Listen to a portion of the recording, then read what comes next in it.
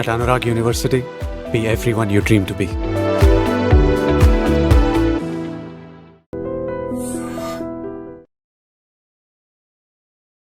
So welcome back to the latest episode with Rahul Reddy Garu, the immigration lawyer, and he's practicing law from since 30 years.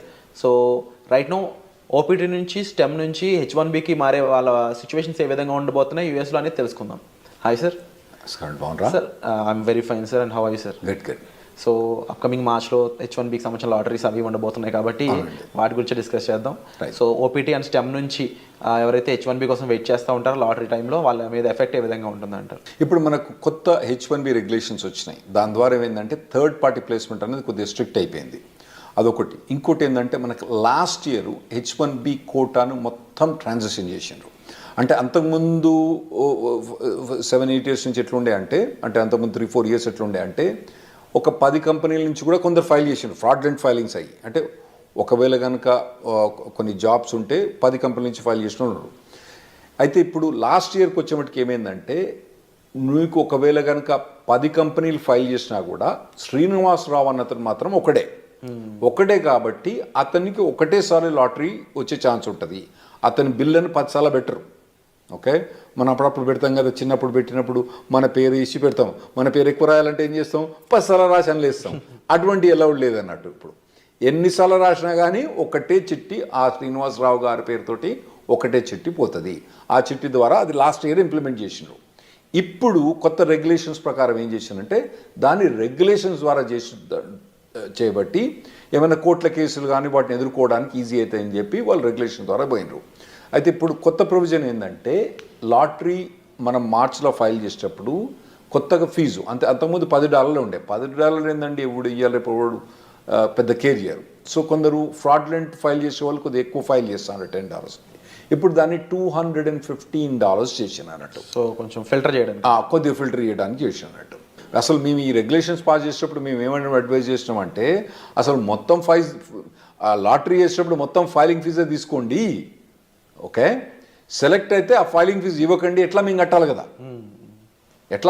Filing fee కట్టాలి కదా, మేము ఇవ్వకండి అని చెప్పి మేము advise చేసినాం. వాళ్ళు ఇన్లే సరే ఏదో $215 చేసిండ్రు. సో ఇప్పుడు కొత్తగా ఓపీటీ నుంచి స్టెమ్ ఎక్స్టెన్షన్ నుంచి ఉన్న వాళ్ళు ఇప్పుడు మార్చ్ అంటే మనకు దగ్గరకు వచ్చింది. ఇప్పుడు ఆల్మోస్ట్ డిసెంబర్ అయిపోతూనే ఉంది. మార్చ్కు మీకు H1B లాటరీ ఉంది. ఇప్పటి నుంచే మీరు కంపెనీ కానీ కంపెనీ HR కానీ కంపెనీ లాయర్ కానీ కాంటాక్ట్ చేసి టచ్లో ఉండి మీరు H1B ఫైల్ చేయడానికి రెడీ కాండి. అండ్ వీళ్ళు ఎటువంటి జాబ్స్ని చూస్ చేసుకోవడానికి స్కోప్ ఉంటుందంటారు ముఖ్య H1B టైంలో? నార్మల్గా అంటే మన వాళ్ళందరూ కంప్యూటర్ ప్రొఫెషనల్స్ ఉంటారు కాబట్టి మనకు 3 types ఆఫ్ జాబ్స్ ఉంటాయి నార్మల్గా అండి. ఒకటి ఎండ్ క్లయింట్ అంటే నార్మల్గా కోకోలా కంపెనీ, లేదంటే నెక్స్ట్ ఇంప్లిమెంటేషన్ పార్ట్నర్, ఈ డెలాయిట్, కాగ్నిజెంట్, ఇన్ఫోసిస్ అని ఇంప్లిమెంటేషన్ పార్ట్నర్ టైప్ ఉంటాయి. ఇంకోటేమో ABC కన్సల్టింగ్ కంపెనీ, చిన్న కంపెనీస్ ఉంటాయి. అయితే మనం మొదలు కవర్ చేసిన ఎపిసోడ్లో ఏంటంటే కోకోలతో కంపెనీతో పనిచేస్తే కొద్దిగా మంచిగా ఉంటుంది H1B ప్రొవిజన్స్ అని చెప్పినాం. కాకపోతే ఈ ఎండ్ క్లయింట్ పనిచేసినప్పుడు వాళ్ళు ఏం చేస్తారంటే నీకు 3 ఏళ్ళు వర్క్ పర్మిట్ ఉంది కదా, నీకు ఇప్పుడే H1 అప్లై చేయమంటారు. అది వీనికి పెద్ద బాధ అయింది. ఎందుకంటే ఇప్పుడు 3rd year పోయినప్పుడు వీని H1B లాటరీ రాలేదనుకోండి, వీని పని గోవిందా. సో అటువంటి వీళ్ళు నార్మల్గా కంపెనీ పోయేటప్పుడు అంటే చాయిస్ ఉంటే మాత్రం మీకు కంపెనీ ఈ ఇయర్ మీకు H1B అప్లై చేస్తుందా చేస్తలేదా అదొకటి కనుక్కోండి. ఎండ్ ఆఫ్ దిస్ టైమ్ ఎక్స్టెన్షన్లో సార్ ఇన్ కేసు ఎంప్లాయర్ని చేంజ్ చేసుకున్నాం అనుకోండి, అప్పుడు సిచ్యువేషన్ ఏ విధంగా ఉంటుంది? ఎంప్లాయర్ చేంజ్ చేసుకున్నా కానీ ఆ మార్చ్ టైంలో ఫైల్ చేస్తే సరిపోద్ది. మార్చ్ టైంలో ఫైల్ చేయకపోతే సరిపోద్ది. ఇంతకుముందు చెప్పినట్టు ఏంటంటే ఒకవేళ కనుక ఇప్పుడు మన డిసెంబర్ జనవరిలో ఉన్నారు కదా, మీరు ఇప్పుడు మీ కంపెనీ కనుక మీరు H1B ఫైల్ ఈ లాటరీలో ఫైల్ చేస్తారా చేయరా కనుక్కోండి. ఒకవేళ చేయరని అనుకుంటే మాత్రం ఈ కంపెనీ వదిలిపెట్టి వేరే ఏ కంపెనీ కనుక మీకు జాబ్ దొరికితే ఆ కంపెనీకి పోవడం బెటరు. ఎందుకంటే H1B లాటరీ ఎంత తొందర వస్తే అంత బెటర్. ఎందుకంటే మనం లాస్ట్ 10 years నుంచి చూస్తున్నాం కదా, H1B లాటరీ అనేది కష్టమవుతుంది రావడం. ఓకే, ఇది లాటరీలో రావడం చాలా కష్టమవుతుంది. పోతానా కొద్ది ఇంకా పర్సంటేజ్ ఛాన్సెస్ తగ్గిపోతున్నాయి. మీకు 3 times కూడా మీరు లాటరీ ట్రై చేసుకోవాలి, అవసరమైతే 4 times కూడా మీరు లాటరీ ట్రై చేసుకోవాలి. వచ్చినప్పుడు ఇమ్మీడియట్గా ఫైల్ చేసుకోండి, మళ్ళీ నెక్స్ట్ ఇయర్ పెట్టకండి అన్నట్టు. ఒకవేళ ఈ కంపెనీ ఫైల్ చేయకపోతే మీకు వేరే జాబ్ దొరికితే మాత్రం వేరే జాబ్ తీసుకొని ఆ జాబ్ ద్వారా కూడా మీరు H1B ఫైల్ చేసుకోవడం బెటర్. స్టెమ్ స్టూడెంట్స్కి ఎలాంటి ప్రొటెక్షన్ ఉంటుంది సార్? అంటే ఎక్స్పైరేషన్ ముందు జాబ్ పోయినట్లయితే వాళ్ళకి ఏమైనా ప్రొటెక్షన్ ఉంటుందా? ఏముండదండి, గోయిందా అంతే. ఇప్పుడు H1B ఇప్పుడు ఉందనుకోండి, ఇప్పుడు మార్చ్లో లాటరీ ఉంది, ఫిబ్రవరిలో జాబ్ పోయిందనుకోండి, మార్చ్లో వాళ్ళు ఫైల్ చేయరాదు అన్నట్టు. అయితే కొందరు ఏం చేస్తారంటే ఈ కన్సల్టింగ్ కంపెనీ ద్వారా పోయి ఫ్రాడ్లెంట్గా వాళ్ళకి డబ్బులు ఇచ్చో జాబ్ లేకున్నా ఫైల్ చేయించుకుంటారు. అవి అయితే నేను అవాయిడ్ చేయమని చెప్తా. ఎందుకంటే మీరు లాంగ్ రన్లో చూసుకోండి, మళ్ళీ కాకపోతే ఇండియాకి వచ్చి మీరు మళ్ళీ H1B లాటరీ అప్లై చేసుకోవచ్చు, కానీ ఇటువంటి ఫ్రాడ్లెంట్ కంపెనీస్ మాత్రం పోకండి. జెన్యున్ జాబ్ ఉంటే మాత్రమే మీరు H1B ఫైల్ చేయించుకోండి. జెన్యున్ జాబ్ లేకపోతే ఎప్పుడు కూడా H1B ఫైల్ చేయించుకోకండి.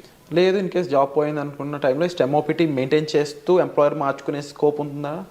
స్టెమ్ ఓపీటీలో మనకు 90 days ఆఫ్ అన్ఎంప్లాయ్మెంట్ అలౌడ్ అండి. సో ఆ డేస్ని అక్కడక్కడ మెయింటైన్ చేసుకోవాలి. అదే అక్కడ మెయింటైన్ చేసుకోవచ్చు. మెయింటైన్ చేసుకొని దెన్ వేరే జాబ్ కనుక హాప్ ఆన్ అయితే అప్పుడు H1B ఫైల్ చేసుకోవచ్చు. కాకపోతే ఈ మార్చ్లో ఈ H1B లాటరీ ఎప్పుడు ఫైల్ చేస్తారు? మార్చ్ 1 నుంచి టిపికల్గా మార్చ్ 20th కొద్దిగా డేట్స్ అటు ఇటు చేంజ్ అవుతా అంటే ఒక 5-6 రోజులు అటు ఇటు చేంజ్ అవుతా అంటే ఆ టైంలో కనుక జాబ్ లేకపోతే కథం, మనోడు మళ్ళీ నెక్స్ట్ ఇయర్ వెయిట్ చేయాల్సి వస్తుంది. ఈ 90 days కాకుండా, ఈ టైం పీరియడ్ కాకుండా స్టెమ్ ఓపీని ఎక్స్టెన్షన్ చేసుకోలేమంటారా? స్టెమ్ ఓపీటీ అంటే 90 days అన్ఎంప్లాయ్మెంట్ ఎక్స్టెండ్ చేసుకోవడమా, లేదా 2 years స్టెమ్ ఓపీటీని ఎక్స్టెండ్ చేసుకోవడం? లేదండి, స్టెమ్ ఓపీటీ అన్నది 2 yearsకి లిమిటెడ్. అయితే అందులో కొన్ని చిన్న చిన్న ఎగ్జామ్షన్స్ ఉన్నాయి. ఇప్పుడు H1B అన్నది మనం మార్చ్లో లాటరీ ఫైల్ చేసినా కూడా యాక్చువల్ H1B అనేది అక్టోబర్ దాకా స్టార్ట్ కాదు. అయితే ఒకవేళ స్టెమ్ ఎక్స్టెన్షన్ కనుక ఈ ఏప్రిల్ నుంచి అక్టోబర్ మధ్యలో కనుక ఒకవేళ స్టెమ్ ఎక్స్టెన్షన్ ఎగ్జాస్ట్ అవుతుంది అనుకోండి, అంటే ఇతని స్టెమ్ ఎక్స్టెన్షన్ జూన్లో ఎక్స్పైర్ అవుతుంది అనుకోండి, ఇతను H1B ఫైల్ చేస్తే ఈ స్టెమ్ ఎక్స్టెన్షన్ ఆటోమేటిక్గా జూన్ నుంచి అక్టోబర్ దాకా ఎక్స్టెండ్ అయింది. అట్లా కొన్ని లిమిటెడ్ ఎగ్జామ్షన్, దాన్ని మేము క్యాప్ గ్యాప్ అంటాం అన్నట్టు. క్యాప్ గ్యాప్ అంటాం. అది ఎప్పటి నుంచి? నార్మల్గా టిపికల్గా ఏప్రిల్ నుంచి అక్టోబర్ దాకా ఎక్స్టెండ్ అయింది. ఏది కంపెనీ ఏదైతే కంపెనీ ఉందో H1B change of status file చేస్తే ఆటోమేటిక్గా క్యాప్ గ్యాప్ అన్నది ఏప్రిల్ నుంచి అక్టోబర్ దాకా ఎక్స్టెండ్ అయింది. అండ్ మనం ముందు మాట్లాడుకున్న ఈ రూల్స్ అండ్ రెగ్యులేషన్స్ అన్నీ కూడా పార్ట్ టైంలో కూడా అప్లైకబుల్ అవుతాయా? అంటే ఇప్పుడు స్టెమ్ వాళ్ళు పార్ట్ టైం కూడా సేమ్ ఇదే చేయొచ్చా, లేదా ఫుల్ టైమే చేయాలి కంపల్సరీ? మీరు అన్నట్టు ఒకవేళ కనుక H1B జాబ్ ఫైల్ చేసిన అనుకోండి, పార్ట్ టైం కూడా వాళ్ళు ఎక్స్టెండ్ చేసుకోవచ్చు. ఏది టిపికల్గా ఏప్రిల్ నుంచి అక్టోబర్ దాకా. అయితే ఇప్పుడు కొత్తగా వచ్చిన రెగ్యులేషన్స్ ఏవైతే January 17, 2025 అప్లిక్ అవుతాయో దానికి యాక్చువల్లీ స్టూడెంట్స్ కొద్దిగా ఈజీ ప్రొవిజన్ ఇచ్చిండ్రు. కపుల్ ఆఫ్ ప్రొవిజన్స్ ఏమి ఇచ్చిందంటే, ఒకవేళ నార్మల్గా మేము H1B ఫైల్ చేసినప్పుడు October 1st డేట్ పెట్టే ఫైల్ చేయాలి, October 2nd ఫైల్ చేయొద్దని చెప్పిన అన్నట్టు. ఇప్పుడు కొత్తగా ఏంది, నువ్వు ఎక్స్టెండెడ్ డేట్స్ అంటే ఇంకా లేట్ డేట్ తోటి కానీ మేము ఒకవేళ కనుక ఏప్రిల్లో మేలో ఫైల్ చేసినా కూడా కొద్దిగా లేట్గా స్టార్ట్ డేట్ అంటే వీని స్టెమ్ ఎక్స్టెన్షన్ ఉంటుంది కదండి, ఈ స్టెమ్ ఎక్స్టెన్షన్ ఎక్కువ వాడుకోవడానికి ఇంకా ఎక్కువ రోజులు పెట్టుకొని, అంటే October 1st కాకుండా డిసెంబర్ కానీ జనవరి కానీ స్టార్ట్ డేట్ పెట్టుకొని మేము H1B ఫైల్ చేసుకోవచ్చని కొత్త రెగ్యులేషన్ వచ్చింది. ఇది స్టెమ్ ఎక్స్టెన్షన్ ఉన్న వాళ్ళకు, ఓపీటీ ఉన్న వాళ్ళకి చాలా అడ్వాంటేజ్ అండి. ఎందుకంటే అనవసరంగా 6 years H1B వాడరు. ఇంకోటి ఏంటంటే వీళ్ళకు ఓపీటీ స్టెమ్ ఎక్స్టెన్షన్స్లా వీళ్ళకు 7% ఇన్కమ్ ట్యాక్స్ రిబేట్ వస్తుంది. H1B పోయినప్పుడు రాదు, అంటే దాన్ని యాక్చువల్ ఇన్కమ్ ట్యాక్స్ అన్నాము, సోషల్ సెక్యూరిటీ అంటాము. ఆ సోషల్ సెక్యూరిటీ అన్నది వీళ్ళు కట్టని అవసరం లేదు. సో ఆ ఎగ్జామ్షన్ కూడా ఇది వీళ్ళు ఎక్కువ వాడుకోవచ్చు. ఆ ప్రొవిజన్స్ కూడా ఇచ్చిండ్రు. ఇంకోటి ఏది స్టార్ట్ డేట్ లేట్ చేయొచ్చు అని ఉంది కదా. ఇంకోటి నేనేం చెప్పినా, స్టెమ్ ఎక్స్టెన్షన్ కానీ ఓపీటీ కానీ ఏప్రిల్ నుంచి అక్టోబర్ దాకా H1B ఫైల్ చేస్తే ఆటోమేటిక్ అక్టోబర్ దాకా ఎక్స్టెండ్ అవుతుందని చెప్పిన. దాన్ని క్యాప్ గ్యాప్ అంటాం. దాన్ని వాళ్ళు ఏం చేశారంటే క్యాప్ గ్యాప్ అన్నది అక్టోబర్ దాకా కాకుండా ఏప్రిల్ అంటే మళ్ళీ నెక్స్ట్ ఏప్రిల్ దాకా వాళ్ళు ఎక్స్టెండ్ చేసినట్టు, అంటే దాదాపుగా 1 year ఎక్స్టెండ్ చేసినట్టు. ఓకే. కాకపోతే దాని కిటికీ ఏంటంటే ఈ క్యాప్ గ్యాప్కు H1B అన్నది ఫైల్ చేయడం కంపల్సరీ. చేసిన వాళ్ళకి మాత్రం లాటరీలో సెలెక్ట్ అయ్యి H1B ఫైల్ చేసిన వాళ్ళకే ఈ క్యాప్ గ్యాప్ వర్తిస్తుంది. తర్వాత ఈ క్యాప్ గ్యాప్ ఎక్స్టెన్షన్ కూడా H1B లాటరీలో సెలెక్ట్ అయ్యి H1B ఫైల్ చేసిన వాళ్ళకే ఈ క్యాప్ గ్యాప్ అన్నది వర్తిస్తుంది. అంటే ఈ ప్రొవిజన్ నార్మల్గా తీసుకొచ్చిన అవసరం ఏం పడిందంటే, H1B నార్మల్గా 5-6 మంత్స్లో అప్రూవ్ అయిపోద్ది. లేదంటే మనోడు ఎక్కువ పైసలు కట్టేస్తారు 3 వారాలకే అప్రూవ్ అవుతుంది ప్రీమియం ప్రాసెసింగ్కి. కొత్త అడ్మినిస్ట్రేషన్ వస్తుంది కదా, కొత్త అడ్మినిస్ట్రేషన్ అప్పుడు ఈ కొత్త అడ్మినిస్ట్రేషన్ కొత్తదేం కాదు, అంతకుముందు ఉన్నదే. అంతకుముందు మమ్మల్ని నరక యాతలు పెట్టింది ఈ అడ్మినిస్ట్రేషన్. వాళ్ళు ఈ ప్రీమియం ప్రాసెసింగ్ ఇవన్నీ సస్పెండ్ చేసిండ్రు. అయితే ఇప్పుడు క్యాప్ అనేది అక్టోబర్ దాకానే, ఇదివరకు పాత రూల్స్ ప్రకారం అక్టోబర్ దాకానే ఎక్స్టెండ్ అయ్యి అక్టోబర్లో H1 అప్రూవ్ కాలేదనుకోండి, ఇడు జాబ్ చేయకుండా కూర్చోవాలి. అప్పుడప్పుడు పెద్ద కంపెనీలు ఏం చేస్తాయి, జాబ్ చేయకపోతే పో నీ H1 తీసేసాను తీసిపో, జాబ్ తీసేసుకొస్తాడు. అప్పుడేమవుతుంది, నా గరక నా ఘాటక అవుతాడు వీడు. అయితే ఇప్పుడు కొత్త ప్రొవిజన్ ప్రకారము ఒకవేళ ట్రంప్ అడ్మినిస్ట్రేషన్ వచ్చి H1 ప్రీమియం ప్రాసెసింగ్ తీసేసినా, అంటే ఎక్స్ట్రా $2,500 కట్టినా కూడా, దానికి ఎక్కువ ఫాస్టర్ ప్రొవిజన్ తీసేసినా కూడా, మనోడు అక్టోబర్ దాటిన తర్వాత, అంటే వీని వర్క్ పర్మిట్ ఒకవేళ జూన్లో అయిపోయినా కూడా అక్టోబర్ దాకా కాకుండా మళ్ళీ ఏప్రిల్ దాకా ఇతను జాబ్ క్యాప్ మీద జాబ్ చేసుకోవచ్చు. అది ఈ January 17th మనకు వచ్చే రెగ్యులేషన్స్ తోటి చాలా అడ్వాంటేజ్ అవుతుంది మనకు. ఓవరాల్గా డిఫరెంట్ అప్లికేబుల్స్ అయితే రానున్నాయనేది అర్థమవుతుంది క్లియర్గా. అండ్ కొన్ని బెనిఫిషరీస్ కూడా కనిపిస్తూ ఉన్నాయి డెఫినెట్లీ. అండ్ బిఫోర్ జాబ్ వీళ్ళు స్టెమ్ ఓపీటీ వాళ్ళు ఎటువంటి రిక్వైర్మెంట్స్ ఉంటాయి సార్ అప్లై చేయడానికి? అంటే ఓపీటీ స్టెమ్ ఎక్స్టెన్షన్ ఈ రెండిట్లు అంటారా? అంటే వీళ్ళు మొదటి నుంచి కాలేజీలో చదువుతున్నప్పుడే వీళ్ళకు ఆన్ క్యాంపస్ రిక్రూట్మెంట్ నడుస్తుంటుందండి. వాటిల్లో పార్టిసిపేట్ చేయాలి. ఇంకోటి ఏంటంటే, మీకు ఇంతకుముందు చెప్పినట్టు ఏంటంటే, వీళ్ళు మొదటి నుంచి కూడా ఏదో టెక్నాలజీ తీసుకొని, హాట్ టెక్నాలజీ తీసుకొని, కరెంట్ టెక్నాలజీ తీసుకొని, దాని మీద కంప్లీట్గా ఇంటర్న్షిప్స్ కానీ, తర్వాత ఎడ్యుకేషన్ కానీ, ట్రైనింగ్ కానీ తీసుకొని, ఒకవేళ టెక్నాలజీ మారితే మళ్ళీ ఇమీడియట్గా మారండి టెక్నాలజీ.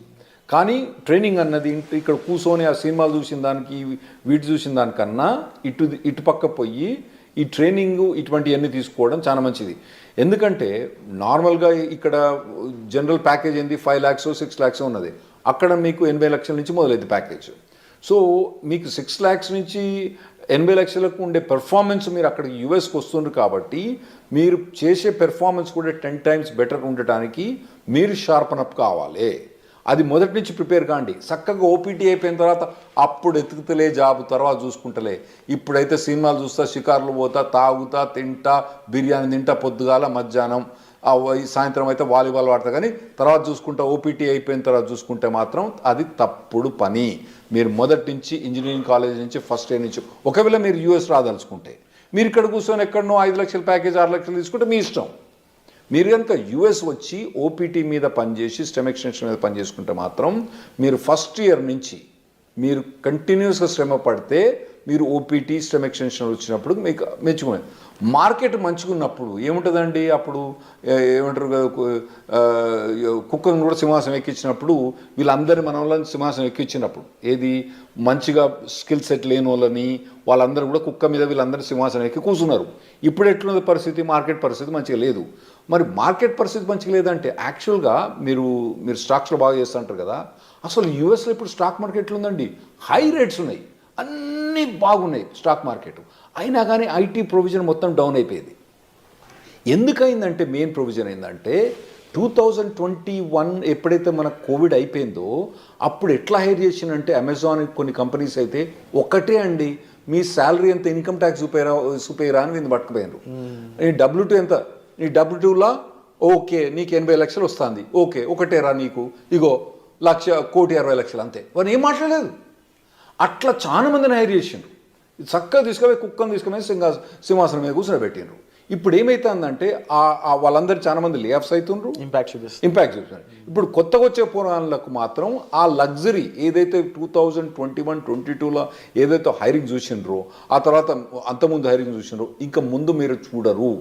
ఆర్టిఫిషియల్ ఇంటెలిజెన్స్ అనేది బాగా డెవలప్ అయింది.